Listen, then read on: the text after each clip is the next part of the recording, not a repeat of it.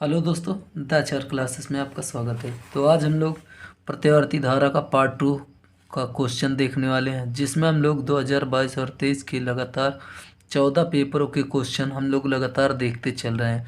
अगर आप लोग इससे पहले अगर एक भी मॉडल पेपर देखे होंगे तो इस पर आपको ज़रूर क्वेश्चन या सवाल ज़रूर देखने को मिलेगा, क्योंकि अगर हम फर्स्ट बुक की बात कर लें तो इसमें केवल 2 यूनिट से है, जिसमें से अधिक क्वेश्चन पूछे जाते हैं। एक प्रत्यावर्ती धारा हो गया, दूसरा धारा विद्युत हो गया। तो आपको बता दें, अगर अभी तक आपने वीडियो इससे पहले वाली नहीं देखी तो इसका पार्ट 1 देख सकते हैं, और इसी के साथ आपको सभी वीडियो मिल जाएगी। ठीक है, तो देखिए ये वेरी मोस्ट इम्पोर्टेंट टॉपिक है जिस प्रत्यावर्ती धारा है। तो इसमें देखिए हम लोग क्वेश्चन अब देखने वाले हैं 2022 के। 2023 में जितने भी पेपर के क्वेश्चन पूछे गए थे वो पार्ट 1 में बता दिए गए। तो अब पार्ट 2 की बात करते हैं। इसमें हम लोग देखते हैं 2022 में यह क्वेश्चन पूछा गया जीबी और जीडी सेट में। ठीक है, तो इसमें हम लोग देखते हैं क्वेश्चन क्या था। एक प्रत्यावर्ती धारा परिपथ में प्रेरकत्व एल, धारिता सी तथा ओमी प्रतिरोध कैपिटल आर श्रेणी क्रम में जुड़े हैं।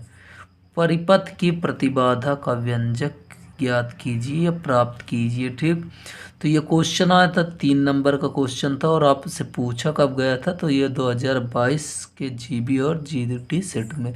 तो 7 सेट का क्वेश्चन बनते हैं, 7 सेट का पेपर, जिसमें से 2 सेट में ये क्वेश्चन पूछा गया है।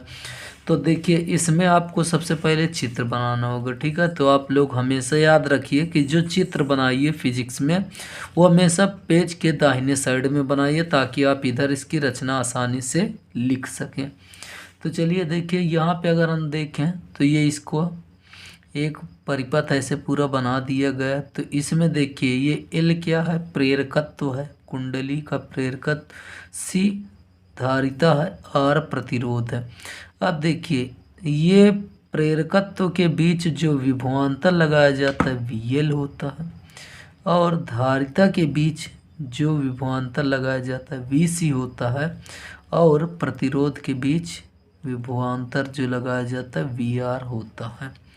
अब देखिए इसमें एक बार लिख लेते हैं कैसे। यदि प्रत्यावर्ती धारा परिपथ में प्रेरकत्व एल, ठीक है, ये प्रत्यावर्ती धारा परिपथ है जिसमें प्रेरकत्व एल की एक, ठीक है, की एक कुंडली धारिता सी का, ठीक है, धारिता सी का एक संधारित्र तथा प्रतिरोध आर को श्रेणी क्रम में जोड़कर प्रत्यावर्ती धारा स्रोत V बराबर V0 sin ओमेगा टी से जोड़ देते हैं। तो आप सीधे यहाँ पे लिख सकते हैं, यदि प्रत्यावर्ती धारा परिपथ में प्रेरकत्व धारिता सी तथा प्रतिरोध आर को श्रेणी क्रम में जोड़कर प्रत्यावर्ती धारा स्रोत के द्वारा हम जोड़ देते हैं। इस दशा में प्रतिरोध आर के सिरों के बीच प्रेरित विभवांतर, ठीक है, देखिए प्रेरित विभवांतर आर के बीच वी आर है, ठीक है, वी आर तथा धारा आई समान कला में होंगे।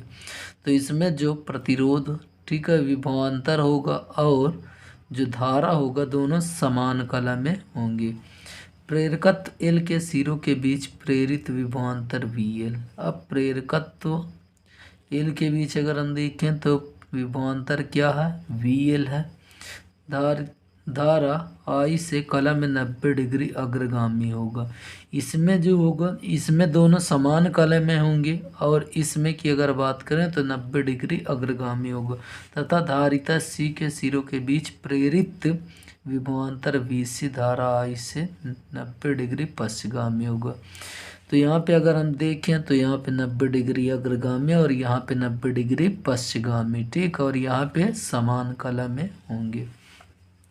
अब देखिए आगे क्या है, यदि, ठीक है, यहाँ से अगर हम देखें समान पश्चिम अग्रगामी तथा धारिता सी के सिरों के बीच प्रेरित विभवांतर वी सी धारा आई से कला में 90 डिग्री पश्चिमगामी होगा। अब देखिए वी एल तथा वी सी का परिणामी जो विभवांतर होगा वह वी एल माइनस वी सी होगा, ठीक है, क्या होगा, वी एल माइनस वी सी। अब देखिए क्यों ये ऐसा हुआ, क्योंकि यहाँ पे अगर हम देखें तो यहाँ पे ये अग्रगामी था, इसलिए 90 डिग्री, इसी में से इसको घटा दिया गया वी एल माइनस वी सी। ठीक, यदि एल सी आर परिपथ में परिणामी विभवांतर वी हो, ठीक है, इसका टोटल का अगर हम बात करें तो विभवांतर क्या हो, वी हो, तब फार्मूला क्या होगा, वी स्क्वायर बराबर वी आर इसका square plus V L minus V C का होल स्क्वायर। ठीक है। अब देखिए यहाँ पे अगर हम देखें तो वी आर जो होगा, सीधी बात ओम का नियम यहाँ पे लगेगा, तो वी बराबर आई आर होता है, तो प्रतिरोध आर के लिए यहाँ पे आर। ठीक है। उसके बाद एल है तो यहाँ पे एक्स एल हो जाएगा, आई इंटू आर होता है क्योंकि ये सभी प्रतिरोध के जैसे काम करते हैं, प्रतिरोध जैसे ही है। तो वी एल बराबर आई एक्स एल तथा वी सी बराबर आई एक्स सी। अब देखिए वी स्क्वायर बराबर आई स्क्वायर आर स्क्वायर प्लस, अब देखिए ये सभी यहाँ पे मान उठा के रख दिएगा, वी का मान जैसे वी आर का मान ये देखिए उठा के रख दिएगा। उसके बाद वी एल की बात करें, वी एल का मान देखिए, वी एल का मान ये है तो इसको रख दिए इसकी जगह, वी सी का मान ये देखिए ये है तो इसका, अब इसका होल स्क्वायर। ठीक। यहाँ पे अगर हम देखें तो आई स्क्वायर, यहाँ से आई स्क्वायर सभी से कॉमन आ जाएगा तो ये नीचे आ जाएगा। ठीक है। तो यहाँ पे ये कॉमन होके नीचे आ गया। अब अगर हम देखें यहाँ पे तो आर स्क्वायर, वैसे यहाँ पे इसका दोनों का होल स्क्वायर। अब देखिए वी बटे आई जो है क्या है, वी बटे आई। जैसे वी बटे आई निकल गया तो इसी को हम क्या बोल देते हैं, वी बटे आई को प्रतिवर्ती धारा परिपथ की प्रतिबाधा जेड कहते हैं। प्रतिबाधा को किससे प्रदर्शित करते हैं, तो जेड से प्रतिबाधा जेड कहते हैं हम। अतः परिपथ की प्रतिबाधा जो होगी जेड बराबर, अब देखिए इसकी जगह केवल जेड कर दिया गया, बाकी पूरा चीज़ सेम है। अथवा इसको हम क्या लिख सकते हैं, देखिए एक्स एल बराबर जो होता है ओमेगा एल, एक्स एल बराबर ओमेगा एल और एक्स सी बराबर 1/ओमेगा सी। तो ये फार्मूला लिख देंगे, एक्स एल की जगह ओमेगा एल, एक्स सी की जगह 1/ओमेगा सी, तो इसका होल स्क्वायर। और देखिए ये क्वेश्चन तो आपसे पूछेगा ही पूछेगा, लेकिन इसके साथ जैसे कभी कभी पूछ लेता है कि क्वेश्चन तो पूरा सेम रहेगा, साथ में बोल देगा इसका कलांतर भी ज्ञात कीजिए। यहाँ पे जैसे बोला परिपथ की प्रतिबाधा, बोलेगा परिपथ की प्रतिबाधा और कलांतर भी ज्ञात कीजिए, कलांतर का सूत्र स्थापित कीजिए। तो उसके लिए देखिए कुछ नहीं, कलांतर ये फार्मूला आप रख देंगे, सीधा काम खत्म। ठीक है। तो चलिए ये पहला क्वेश्चन था, इसको देख लिए। अब चलिए दूसरा क्वेश्चन की तरफ बढ़ते हैं। देखिए दूसरा क्वेश्चन बहुत ही बढ़िया क्वेश्चन, और ये देखिए कई बार क्वेश्चन पूछे जाते हैं ऐसे, कभी कभी बहुविकल्पी में, कभी 1 नंबर में, कभी 2 नंबर में। तो ये क्वेश्चन लगातार पूछा जाता है। देखिए क्या पूछे, यदि प्रतिवर्ती धारा का वर्ग माध्य मूल मान, इसे सीधा हम ये समझ सकते हैं IRMS बोला है। ठीक है। आर का मतलब इस रूट होता है, एम का मतलब मीन और इसका मतलब स्क्वायर। तो देखिए धारा का वर्ग माध्य मूल मान है इतना एम्पियर। ठीक है। तो एम्पियर किसका मात्रक, विद्युत धारा का, तो सीधा हम लिख लेते हैं यहाँ पे प्रतिवर्ती धारा का वर्ग माध्य मूल मान IRMS। आर का मतलब रूट, एम का मतलब मीन, इसका मतलब स्क्वायर। ठीक है। तो वर्ग माध्य मूल बराबर जो दिया है इसको हमने इतना एम्पियर लिख लिया। उसके बाद तो धारा का शिखर मान क्या होगा, हमसे पूछा क्या धारा का शिखर मान, तो धारा का शिखर मान बराबर क्वेश्चन मार्क। तो देखिए हमसे क्या पूछा था, IRMS, हमें फार्मूला मालूम होता है, तो IRMS बराबर होता है I0/√2। अब हमें किसका मान चाहिए, I0 का। तो देखिए IRMS का मान कितना दिया, √2, तो इसीलिए √2, ये √2 ऐसे ही फार्मूला I0 का अगर हम मान निकालें तो ये इधर गुणा हो जाएगा तिरछा, तो √2 का अगर √2 में करेंगे तो 2 एम्पियर इसका आंसर आ जाएगा। ठीक है। तो ये क्वेश्चन कभी 1 नंबर में पूछ लिया जाता है, कभी 2 नंबर में, लेकिन ये क्वेश्चन ऐसे ज़रूर आते हैं। आप लोग अगर पेपर उठा के देखेंगे तो ये सभी क्वेश्चन जो है पेपर से लिए गए हैं। अब देखिए अगला क्वेश्चन क्या है, दिए गए प्रतिवर्ती परिपथ में परिणामी वोल्टता एवं धारा में कलांतर ज्ञात कीजिए। तो यहाँ पे देखें तो जो क्वेश्चन में दिया हम ऐसे लिख लेते हैं, VL बराबर 20, तो ये कुंडली है, तो कुंडली में जगह वो हम प्रेरकत्व को दिखा रहे हैं यहाँ पे। तो यहाँ पे VL बराबर 20 और देखिए VC बराबर 11, VR बराबर 9 वोल्ट। ठीक है। तो देखिए हमसे पूछा क्या परिणामी वोल्टता, तो परिणामी वोल्टता का ये फार्मूला होता है VL माइनस VC का होल स्क्वायर प्लस VR का होल स्क्वायर। अब अगर हम देखें यहाँ पे तो मान सीधा रख दीजिए वी एल का मान ये है तो 20, ठीक है। वी सी का मान 11, तो इसलिए यहाँ पे 11। उसके बाद देखिए आर का मान ये देखिए 9, तो ऐसे ही 9 का होल स्क्वायर। अब देखिए यहाँ से अगर इसको घटा लेते हैं 20 में से 11 जाएगा, 9 बचेगा, और 9 का स्क्वायर 81। 9 का स्क्वायर क्या होता है 81, और दोनों को जोड़ेंगे तो ये कितना हो जाएगा। देखिए ये गलत जोड़ दिए हैं, 8 8 16 होता है ना, तो 80 80 160, तो ये 162 ही होगा। क्या होगा 162, ठीक। इसका जब रूट निकालेंगे तो हमारा ये निकल के आ जाएगा, तो इसका आंसर क्या होगा 9√2 वोल्ट, ठीक है। तो ये पहला आंसर था। इसका दूसरा आंसर अगर हम देखें, क्या पूछा था क्वेश्चन में, वोल्टता तथा धारा के बीच कलांतर। क्या पूछे, वोल्टता तथा धारा के बीच कलांतर। तो इसके लिए फार्मूला क्या होता है, तो फार्मूला याद रखिए tan फाई बराबर जो फार्मूला होता है tan फाई बराबर V L minus V C upon V R. अब देखिए वी एल का मान अभी आपने ऊपर रखा, ठीक है।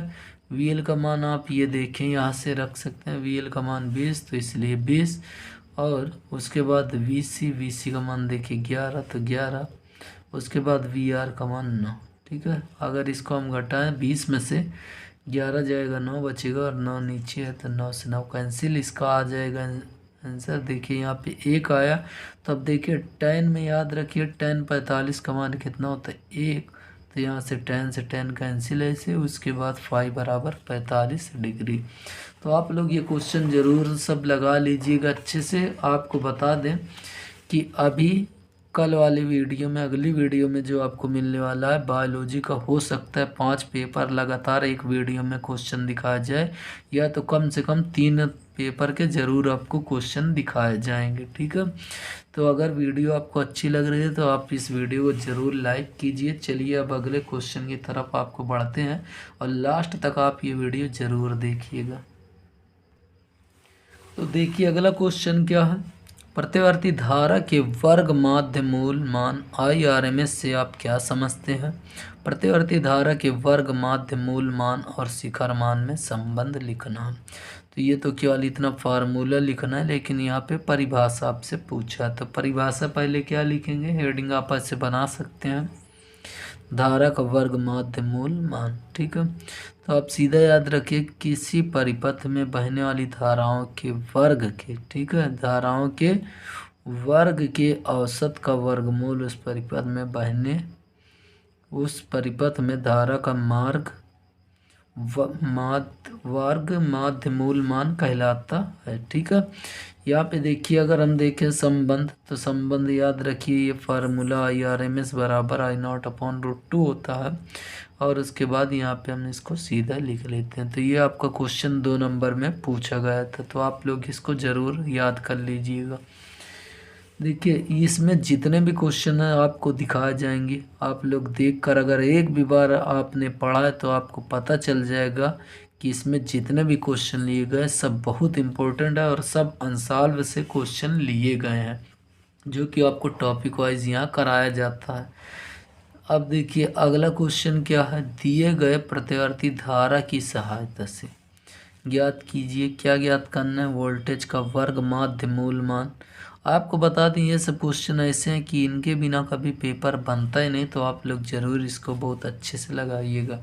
वोल्टेज का वर्ग माध्य मूल मान ज्ञात करना है, प्रेरण प्रतिघात ज्ञात करना है, धारती प्रतिघात, परिपथ की प्रतिबाधा, धारा तथा वोल्टेज में कलांतर, इतना हमें ज्ञात करना है, ठीक है। तो इसमें हम लिख लेते हैं, देखिए V बराबर ये दिया है, तो याद रखिए। अब इसकी तुलना हम किससे कर देंगे, V बराबर V0 साइन ओमेगा टी। अब देखिए V0 का मान ये है, ओमेगा टी का मान 100 पाई है, ठीक है। तो देखिए V0 बराबर सीधा 282, उसके बाद ओमेगा बराबर 100 पाई, ठीक है। उसके बाद देखिए C का मान हम देखें, C का मान यहाँ पे दिया हुआ है, तो देखिए कितना 10/पाई माइक्रोफैरड, वो ऐसे ही लिखा है। अब देखिए एल का मान इसी तरह ये दिया है, तो ये आर का मान ये दिए, ठीक। तो हमसे जो मेन क्वेश्चन पूछा है, क्या पूछा है, वोल्टेज का वर्ग माध्य मूल मान। तो याद रखिए यहाँ पे वी आर एम एस पूछा, तो वी आर एम एस बराबर फार्मूला जो होता है V not upon root two होता है।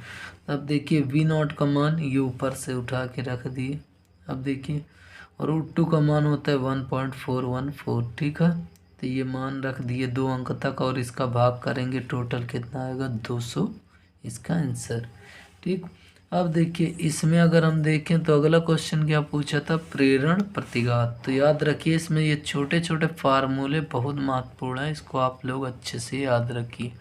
तो इसमें अगर देखें प्रेरण प्रतिघात, ये इसी को कोई कोई पेपर में आपसे प्रेर की पूछ लेगा। तो ये सीधा फार्मूला लगाइए, एक्सएल बराबर वी एल, ठीक है, ओमेगा एल। तो आप यहाँ पे देखिए ओमेगा का मान 100 पाई और एल का मान 40/पाई। तो ये कैंसिल, इसका जो आंसर आए ये सामने है। 100 का 40 में करेंगे 4000, ठीक। अब अगर हम आगे देखें धारिती प्रतिघात, क्या पूछा है धारिती प्रतिघात, तो इसका फार्मूला होता है, तो ये फार्मूला लगा के आप इसका आंसर ला लीजिए, एक्स सी बराबर 1/ओमेगा सी, और ये मान रखिए इसका आंसर लाइए। देखिए परिपथ की प्रतिबाधा के लिए फार्मूला याद कर लीजिए अच्छे से, कि फार्मूला ये आपको लगाना ही लगाना है। उसके बाद देखिए धारा तथा वोल्टेज में कलांतर, तो tan फाई का मान आपसे पूछा था और आपने ये निकाल के दे दिया है, ठीक है। तो चलिए अब अगले क्वेश्चन इसी तरह शानदार क्वेश्चन के साथ आगे बढ़ते हैं। देखिए अगला क्वेश्चन क्या पूछा गया था। तो चलिए अगला क्वेश्चन देखते हैं। और आपको एक चीज़ बता दें, हो सकता है कि जैसे नींद बहुत तेज़ लगी हुई है और काफ़ी रात भी हो गई बनाते बनाते, तो हो सकता है शायद पढ़ने में कहीं गलती हो जाए, तो आप लोग उसके लिए ज़्यादा फिक्र मत कीजिएगा, ठीक है। बाकी आपको क्वेश्चन सभी एकदम सही किए गए हैं। चलिए देखिए दिए गए परिपथ में ज्ञात कीजिए, क्या ज्ञात करना है, तो ये परिपथ बनाया हुआ है, इसमें एल का मान ये है, आर का मान ये और सी का मान ये सब दिया हुआ है, ठीक है। संधारित्री प्रतिघात ज्ञात करना, प्रेर की प्रतिघात ज्ञात करना, परिपथ की प्रतिबाधा, ये सभी क्वेश्चन ज्ञात करने हैं, ठीक है।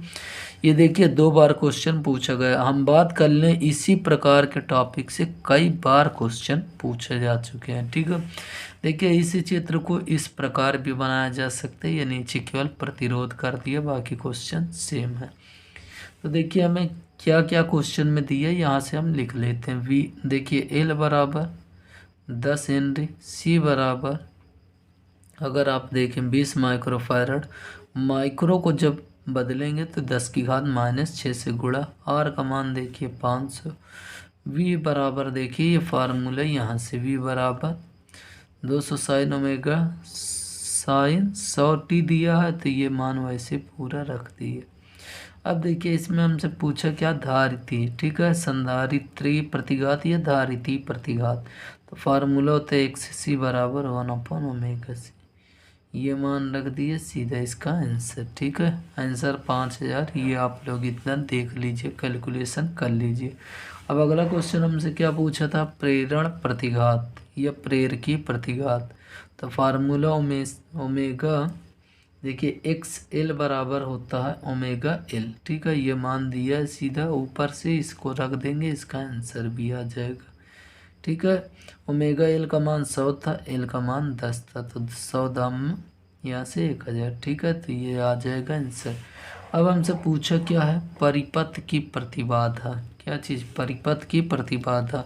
तो आपको बता दें ये फार्मूला होता है, और यहाँ पे आप सीधा मान रखिए और आंसर लाइए, आर का मान 500, उसके बाद एक्सएल का मान 1000 था और एक्ससी का मान 500। तो ये इसका अगर कैलकुलेशन करें 5 का स्क्वायर होता है 25, और यहाँ पे भी बचेगा 500 और 5 का स्क्वायर इतना, ठीक है। तो इसका टोटल आंसर इतना ओम आएगा। अब देखिए इसमें जो क्वेश्चन पूछा है ये 5 नंबर का क्वेश्चन था।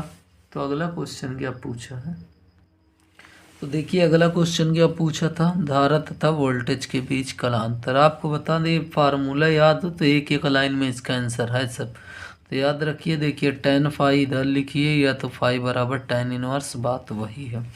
तो अगर हम देखें tan inverse XL minus एक्ससी upon L, तो आप लोग इसको समझ चुके होंगे कि इसका बस मान रखिए और आंसर। तो एक्सएल का मान 1000, एक्ससी का मान 500, आर का मान 500। तो यहाँ से घट गया कितना है 500, टोटल 500/500, और भाग दे देंगे 1 आ जाएगा। 10/45 का मान ये होता है। ठीक है, अब इसका अगर हम बात करें इस चैप्टर का, ये अंतिम एकदम प्रश्न है। क्या है? धारा का शिखर मान ज्ञात कीजिए। I0 बराबर V0 अपॉन जेड। ठीक है, ये फार्मूला होता है। V0 का मान ये रखा है और जेड का मान ये। इसका कैलकुलेशन करेंगे तो टोटल इसका इतना आंसर आ जाएगा। ठीक है, तो आप लोग कैलकुलेशन ज़रूर कर लीजिएगा अच्छे से। अब चलिए 4 नंबर की और तैयारी कर लेते हैं बस इसी साथ। ठीक है, देखिए ये अगर बात करें फर्स्ट बुक का, ये सबसे अंतिम लेसन होगा। ठीक है, जिसमें से 4 नंबर के क्वेश्चन पूछे जाते हैं। और आपको बता दें इसमें सभी वो क्वेश्चन लिए गए जो इस चैप्टर से क्वेश्चन अधिकतम बनते हैं। ठीक, तो चलिए देखते हैं।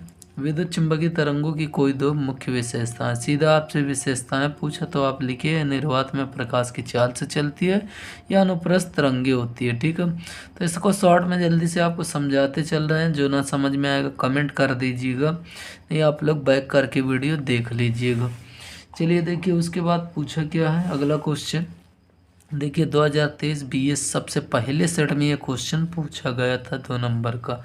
उसके बाद देखिए उसी सेट में अगर हम बात करें ये क्वेश्चन 3 नंबर का पूछा गया। ठीक है, अगर बात करें 1 ये 3 ये तो टोटल 4 नंबर के क्वेश्चन थे जो कि एक ही पेपर में पूछे गए हैं। BS जो सेट है ये केवल एक ही पेपर से ये 4 नंबर के क्वेश्चन पूछे गए थे। अब देखिए इसमें क्या पूछा है क्वेश्चन, गामा किरणों के 4 प्रमुख गुण लिखिए। गामा तथा पराबैंगनी किरणों में से तरंगदैर्घ्य किसके अधिक है, ये क्वेश्चन था। तो यहाँ पे हम देखें, देखिए ये गामा किरणों के बारे में पूछा था विशेषताएं, तो ये 4 लिख दिए। इसकी तरंगदैर्घ्य 1 × 10⁻⁻10 मीटर से 1 × 10⁻14 मीटर तक होती है। यह परमाणुओं के नाभिकों का विखंडन होने पर उत्सर्जित होता है। उसके बाद आवेश रहित होती है और इनकी भेदन क्षमता काफ़ी अधिक होती है। ठीक है, यह आवेश रहित होती है और इनकी भेदन क्षमता क्या होती है, काफ़ी अधिक होती है। और चौथा इसका जो होगा, इसका उपयोग कैंसर के इलाज में बीमार कोशिकाओं को नष्ट करने के लिए किया जाता है। पराबैंगनी किरणें की तरंगदैर्घ्य जो होगी अधिक होगी। क्वेश्चन आपसे पूछा था कि गामा और बैंगनी किरणों में सबसे अधिक तरंगदैर्घ्य किसकी होगी, तो याद रखिए जो सबसे कम होती है वह गामा की होती है। और यहाँ पे इससे अधिक बोलें तो ये दोनों में पराबैंगनी की ज़्यादा होगी। चलिए देखिए अगला क्वेश्चन क्या था, किसी समतल विद्युत चुंबकीय तरंग के विद्युत क्षेत्र का समीकरण ये दिया है, वोल्ट मीटर है, तो तरंग के चुंबकीय क्षेत्र का मान। तो याद रखिए क्वेश्चन में क्या क्या चीज़ दिया आप जल्दी से लिख लेंगे। ई बराबर इतना दिया, E0 बराबर ये तुलना करेंगे। ठीक है, तो यहाँ से E0 का मान ये होगा तो इसलिए 60। उसके बाद देखिए आपसे सीधा क्वेश्चन पूछा था V0 बराबर E0/c लगा दीजिए, आपका सीधा आंसर आ जाएगा। क्या पूछा, तरंग के चुंबकीय क्षेत्र का समीकरण। तो याद रखिए फार्मूला होता है V0 बराबर E0/c। V0 का मान 60 और E का मान 3 × 10⁸। इसका भाग करेंगे टोटल इतना आ जाएगा। उसके बाद चुंबकीय क्षेत्र का समीकरण, तो याद रखिए जो मान आपने निकाला है बी का मान ये भी आगे रख के घुमा दीजिए। ठीक है, अब देखिए ये इसका आंसर आ गया। अब चलिए देखते हैं इसी चैप्टर के आगे इम्पोर्टेंट क्वेश्चन। देखिए ये थोड़ा से पढ़ने वाली चीज़ है, आप लोग इसको जल्दी से पढ़ लीजिएगा। और हो सकता है देखिए बीच में आवाज़ थोड़ा सी गड़बड़ा गई हो, तो आपको बता दें नींद बहुत तेज़ लगी हुई है और काफ़ी रात हो चुकी है क्योंकि इसे बनाने में बहुत अधिक टाइम लगा है। ठीक है, तो आप लोग प्लीज़ इस वीडियो को ज़रूर ज़्यादा से ज़्यादा शेयर कीजिएगा और इसको लाइक कीजिए। चैनल पर नए हैं तो सब्सक्राइब कीजिए। ठीक है, क्योंकि क्वेश्चन समझ लीजिए अंसाल्व से ढूंढ कर एक एक जगह इकट्ठा करके उसका आंसर लिखना बहुत ही मुश्किल काम है। नहीं तो आप लोग अंसाल्व का क्वेश्चन लगाइए, देखिए आपको उतना समझ में नहीं आएगा। तो देखिए विद्युत चुंबकीय तरंगों की अनुप्रस्थ प्रकृति को समझाइए, रेडियो तरंगों का उपयोग। ठीक है, तो याद रखिए अनुप्रस्थ तरंग हमसे पूछा तो याद रखिए विद्युत चुंबकीय तरंग के बारे में पूछा है, तो इसमें सीधा लिख देंगे मैक्सवेल के विद्युत चुंबकीय तरंग के सिद्धांत के अनुसार जब किसी वैद्युत परिपथ में वैद्युत धारा बहुत उच्च आवृत्ति से बदलती है तो उस परिपथ में ऊर्जा तरंगों के रूप में चारों ओर प्रसारित होने लगती है। इन तरंगों को विद्युत चुंबकीय तरंगे कहते हैं। अगर बात को आप समझिए तो आप सीधे समझ लीजिए, ये अगर तार है, ठीक है, ये पिन क्या तार है, इसमें बहुत तेज़ी से अगर धारा को प्रवाहित की जाएगी, इसमें क्या किया जाए, बहुत तेज़ी से धारा में प्रवाहित की जाए, आवृत्ति इसकी क्या की जाए, बदली जाए, तो इस परिपथ में ऊर्जा उत्पन्न हो जाएगी। क्या हो जाएगी, ऊर्जा जो होगी वह तरंग के रूप में इसके चारों ओर इधर उधर घूमेगी। इसी को हम क्या बोलते हैं, विद्युत चुंबकीय तरंग। ठीक, तो याद रखिए, समझ में आ गया होगा। जब किसी वैद्युत परिपथ में वैद्युत धारा बहुत उच्च आवृत्ति से बदलती है, ये वैद्युत परिपथ है, इसमें धारा को बहुत तेज़ी से आप क्या करिए, बदलिए, तो इस परिपथ में जो होगी ऊर्जा निकलेगी। ठीक है, ऊर्जा जो होगी वह तरंग के रूप में आगे प्रसारित होंगी और इन तरंग को ही क्या बोलेंगे, विद्युत चुंबकीय तरंग। तो इस चैप्टर के सबसे महत्वपूर्ण हेडिंग, सबसे पहली हेडिंग क्या है, विद्युत चुंबकीय तरंग। तो आप इसको याद रखिए और देख सकते हैं कि ये 2023 की अगर हम बात कर लें तो देखिए कितनी बार ये क्वेश्चन पूछा गया है। ठीक है, 7 सेट में 4 सेट में ये क्वेश्चन पूछे गए हैं, तो आप इसको बहुत अच्छे से पढ़िए। उसके बाद देखिए, इन तरंगों में वैद्युत क्षेत्र ई तथा चुंबकीय क्षेत्र भी परस्पर लंबवत होते हैं। इन तरंगों के संचरण के लिए माध्यम की आवश्यकता नहीं होती। मैक्सवेल ने गणना द्वारा यह सिद्ध किया, निर्वात में इतनी प्रकाश की चाल होती है। ठीक है, तो आप लोग इसको एक बार अच्छे से पढ़ लीजिए। उसके बाद देखिए, इसका चित्र भी कई बार पूछा है, तो याद रखिए इसका चित्र होता है। अगर देखें, वैद्युत क्षेत्र जो होगा चुंबकीय क्षेत्र के लंबवत होगा। और याद रखिए, जो अगर वैद्युत क्षेत्र की बात करें तो इस पर आपको सभी लंब के जैसे दिखेंगे।